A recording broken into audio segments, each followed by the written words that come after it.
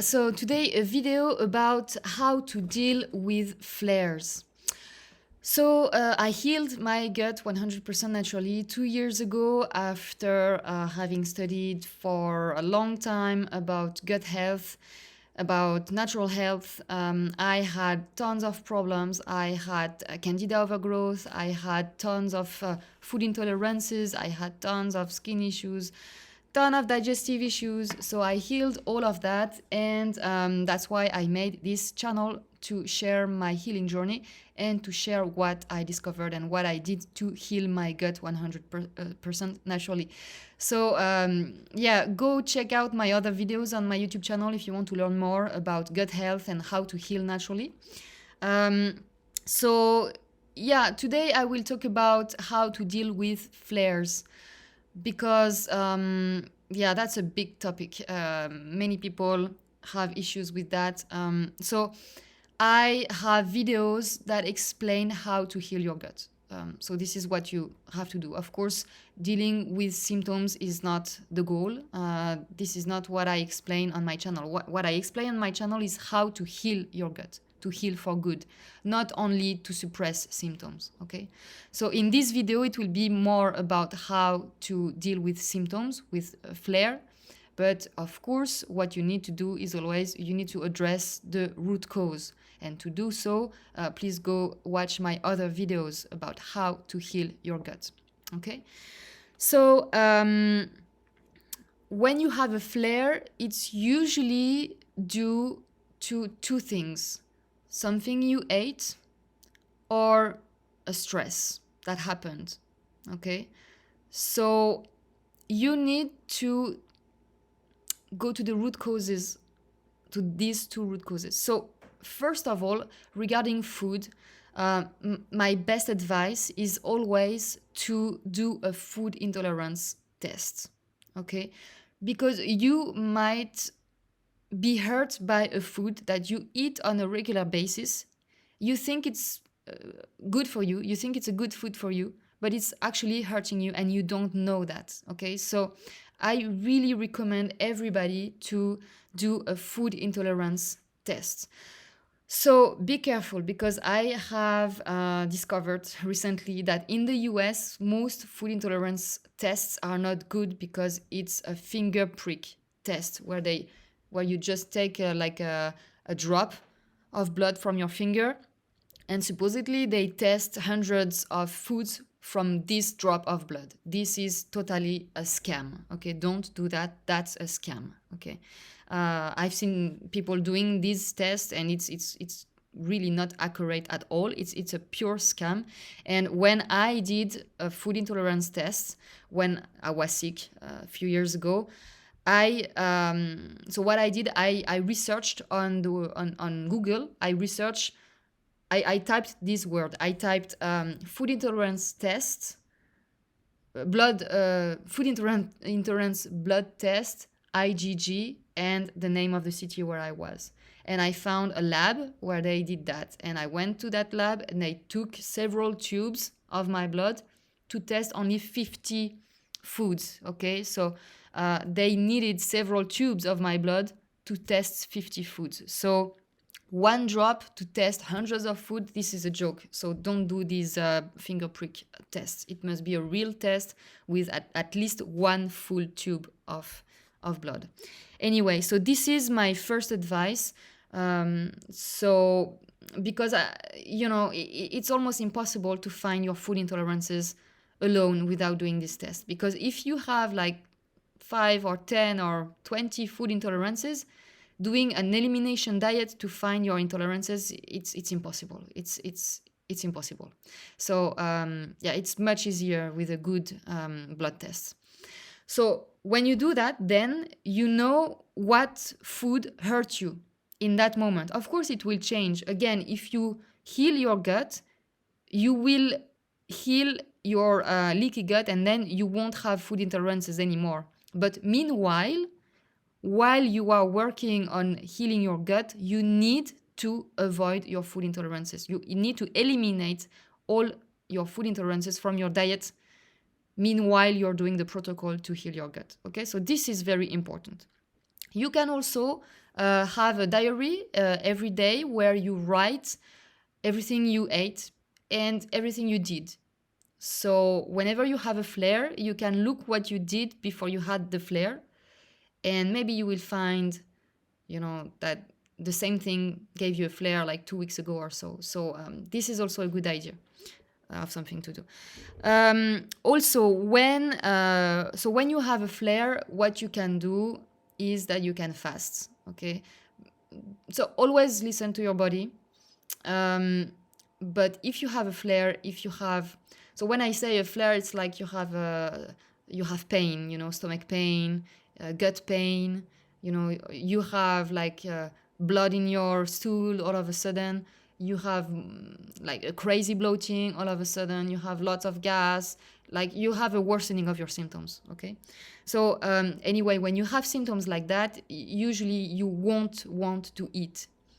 So my main advice is also to always listen to your body. So if you are in a flare and you feel that you are not hungry, or you feel that you just don't want to eat because it might aggravate what you're feeling, then don't eat and give your digestive system a rest for some time. Okay, so you can fast for 1 day or maybe less. Again, listen to your body to know for how long should you fast. And also focus on very easy to digest foods. Again, to give your digestive tract a rest. Okay, so that's why I like to recommend vegetable juices, for example. That's very easy to digest. Broth, soups. These things will be very easy to digest. So yeah, that's something you can do. Another thing I like to recommend is to take clay. So clay is great for all of these symptoms that we just said. If you have pain, if you have blood in your stools, if you have stomach pain, like if you have gastritis, if you feel like you have like acid reflux or something like that, clay is great. I have a very detailed article about clay on my website, so please go on my website if you want to learn more about clay, how to take clay, what type of clay. I detail everything in this article. I also have a video on my channel where I explain many things about clay. So for more details about clay, please go watch that video and read my article. So clay will be like one of my number one things to do whenever you have a flare. Activated charcoal also can help you. It's similar to clay in its action, but I prefer to recommend clay anyway if you have the choice between clay or activated charcoal, because activated charcoal is more abrasive. Like it's when you touch it, you feel that it can. Well, I have seen some people reacting to activated charcoal and not to clay. So clay is smoother than activated charcoal. I love activated charcoal anyway. It's just for very, very, very sensitive people. Clay might be a better idea than charcoal, but both are really great. Okay, both will help you a lot. Unless you have constipation, be careful with clay and charcoal. But again, I detail that on my website. You can also take a gelid substance. It can be aloe vera gel. I love aloe vera gel. Aloe vera gel is awesome for so many things. I have 2 videos about aloe vera gel on my channel, so please go watch them. I explain how to extract the gel yourself. I don't recommend aloe vera gels in bottles because they always have nasty additives that I really don't like, that can actually injure your gut instead of helping your gut. So aloe vera gel is great as long as it's the real gel that you extract yourself from the aloe vera leaf. If you cannot get aloe vera leaf, I prefer to not recommend that you take aloe vera gel at all. Okay, but aloe vera gel is awesome for any type of issues, for any type of symptom. If you have gas, bloating, if you have GERD, if you have blood in your stools, if you have diarrhea, if you have constipation, aloe vera gel is great for all of that. You can also take another gel like marshmallow root gel. This is great also. It will protect your digestive membranes. I like also to recommend licorice root. Okay, not the licorice sweets, but the licorice roots. Licorice root is great. I also talk about that in one of my old videos about candida teas. Licorice root is great because it's the same. It will protect your digestive membranes, your digestive layers. So you can chew a piece of licorice root, or you can make a tea with that, as I explained in my video. You can also take MSM. I have a whole video about MSM. So MSM is also great to repair your tissues, to protect your digestive lining, your gut lining. It's also great if you have histamine intolerance, if you have any type of allergies and stuff like that. So go watch my video about MSM. MSM is really very good for that. And you can also work on your stress, because as we said, it can come, your flare can come from something you ate or from stress. Something stressful just happened, you know. So you really need to work on that. So there are several tools for that. It's the same. I have different videos where I talk about stress. So go watch these other videos. But in a nutshell, so the first thing I recommend, if you just had a flare because something stressful happened, stop whatever you do. You go somewhere. If you are at work, you go to the bathroom, or you go just outside. You go somewhere on your own, and you take just 1 minute for yourself and you breathe. This will instantly calm you down, stop your stress, and stop your symptoms. Okay, so you stop for 1 minute and you take several deep breaths, at least 5. Okay, you stop and you close your eyes and you breathe deeply like that at least 5 times, and you will see that it will instantly calm you down. So this is the first thing to do. But of course, for stress, you need to stay away from stress as much as you can. If you have a stressful job, consider leaving this job and find another one.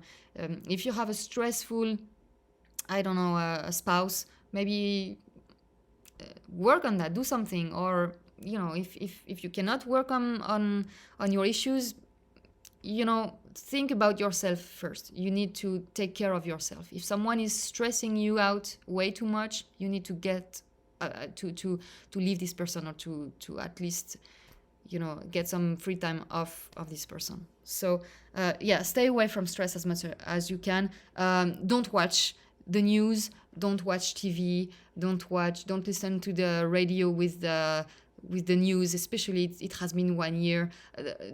The news were always poisoning our mind, but now, since more than a year, it's worse than ever. It's fear-mongering, it's just awful. So stop listening to the news. You know, throw out your TV. Yeah, that's very important. And another thing I like to recommend is Bach flowers. So I really like Bach flowers for stress, for emotions. It really works very well. So you can buy the classic one that is called Rescue. That's to take in case of acute stress. But I actually prefer to recommend that you go see a specialist, and that specialist, that therapists specialize in Bach flowers, will make a mix especially for you, a customized mix for you. And this is really the best thing to do. I have done that, and because mostly for my sleeping issues, and someone made a mix for me, and it really worked very well. I loved it. I did not expect it to work, because I didn't really know Bach flowers at the time, but it really worked. It was really great. And for people who say it doesn't work, you know what? I tried it on my cat and it really, really worked. So, and I know many people who tried that, and it really worked also. There are other things also, like CBD oil, that can help you for stress, different herbs. But yeah, so that would be maybe another video. But yeah, that's all I wanted to tell you for today. I hope this helps you. And again, if you want more information, you can watch my other videos on my channel. You can go on my website, thecandidaslayer.com. Yeah, I see you in the next video. Bye bye.